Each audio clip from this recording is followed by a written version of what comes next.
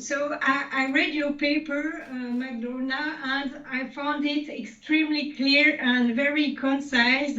And bravo, because it's never easy to simplify a social security presentation, but you really succeeded in it. And I appreciated very much your approach from the principles to their implementation, and from the constitution to the law and then the reforms. And also including a brief historical context, because especially in social security, history is a key factor of understanding the evolution potentials. So I'm from Switzerland, and I propose to comment your paper by highlighting the similarities and the disparities between my understanding of the Romanian and the Swiss social security. So I will review the constitutional principles and I compare the systems. And then I will turn to the problems and address the reform difficulties. But before I start, I was at first very impressed by the brand new Romanian social security compared to Switzerland, which implemented its system after the Second World War and updated it gradually, but without being able to implement any large reform since then. But reading your article, I soon realized that it was not as easy as I thought it could be to start anew, because the country still has an history. So I will start with the constitutional principle. As you said, Romania is a social state, and this means that the state is involved in the social and economic sphere to accomplish social goals. And Switzerland, on the contrary, is a liberal country promoting first and foremost economic freedom and individual responsibility. So I would say our two countries are basically quite opposite in their approach. But what is interesting is that we will see the systems have similarities and also the same difficulties. The Swiss constitution, what's interesting to note, has also acknowledged social rights, which are indeed similar to Romania, and there are goals to strive for. And I noticed that in both countries, social rights are not justiciable.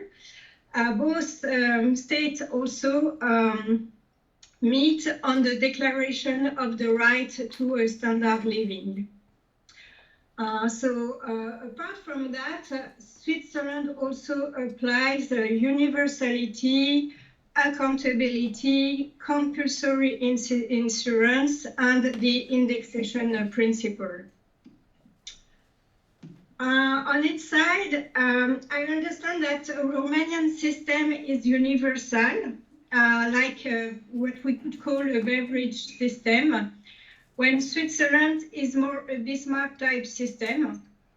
This means that each of the social security domain is a social insurance based according the insurance principle, and with more or less solidarity, but it's managed according to public principle and it's regulated by the states. So now if I compare the systems, I have to say first that Switzerland failed just as Romania in implementing a social security code.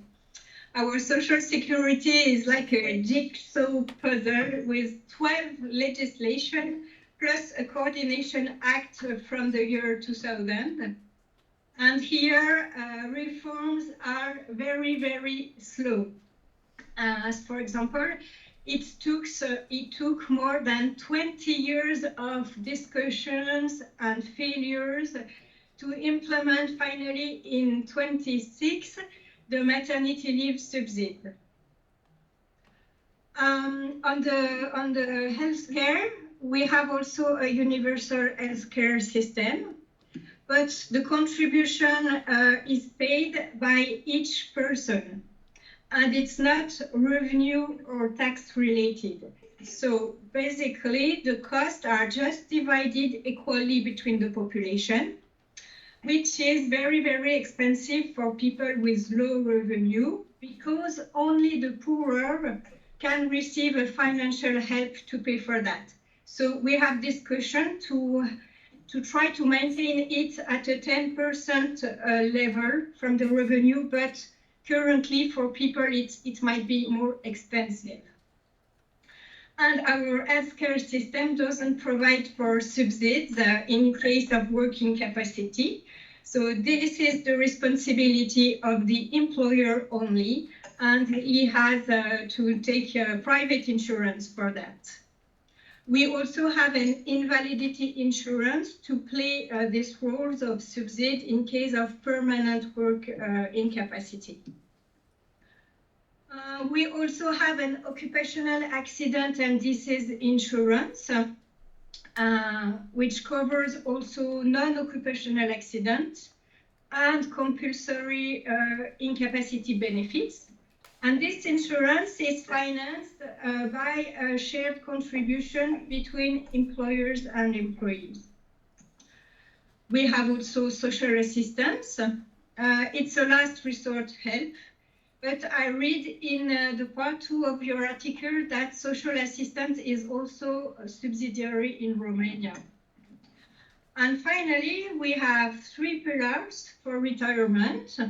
The first pillar is the universal, and it provides for the minimum living subsidy for everyone.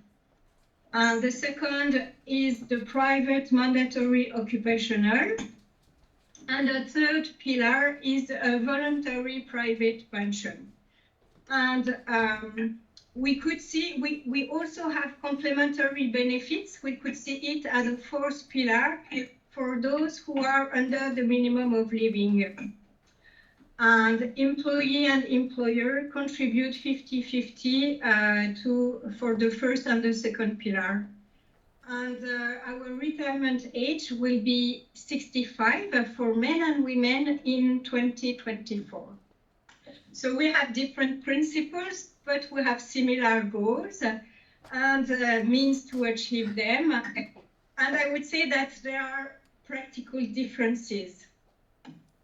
So if I turn now to the problem, I see also a lot of similarities. So I don't have the figures here, but we have the same aging population with all the issue that comes with it. I don't think you addressed it, but we have too high costs for healthcare, and we fail in reforming our pension system to make it sustainable. The first pillar reform passed last year after 18 years of failure. And the second pillar reform is still uncertain. It was passed in last April, but a referendum is still possible and will probably happen. And in the end, only our accident insurance is successful. So I can briefly present the Swiss solution to those issues.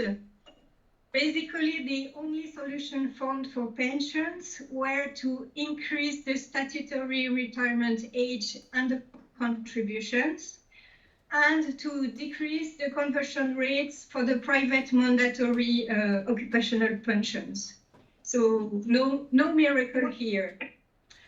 And we haven't yet found a solution to keep healthcare increasing costs at bay. Maybe it would be an electronic file to control that people don't use healthcare too much. Okay, and if I still have time, I would like also to come back on the long-term care you mentioned at the end of your article. We have a political debate in Switzerland whether people should be able to live at home with healthcare the longest possible, or if they should go to a collective long-term care service. In the first situation, the costs are globally higher because individual care is more expensive, but it's at the health insurance cost, so with no solidarity, almost. And in the second solution, the long-term care service, the costs are lower, so it's more interesting, but the contents are responsible to implement it, and they have to build the infrastructure that don't exist, and they're reluctant because it's paid by cantonal tax, and people won't like it. So I don't know if you have the same kind of conflict of interest in Romania and how it's financed, and if there is a solution that you would like better. So that was for my comments about your article, and bravo for clarity.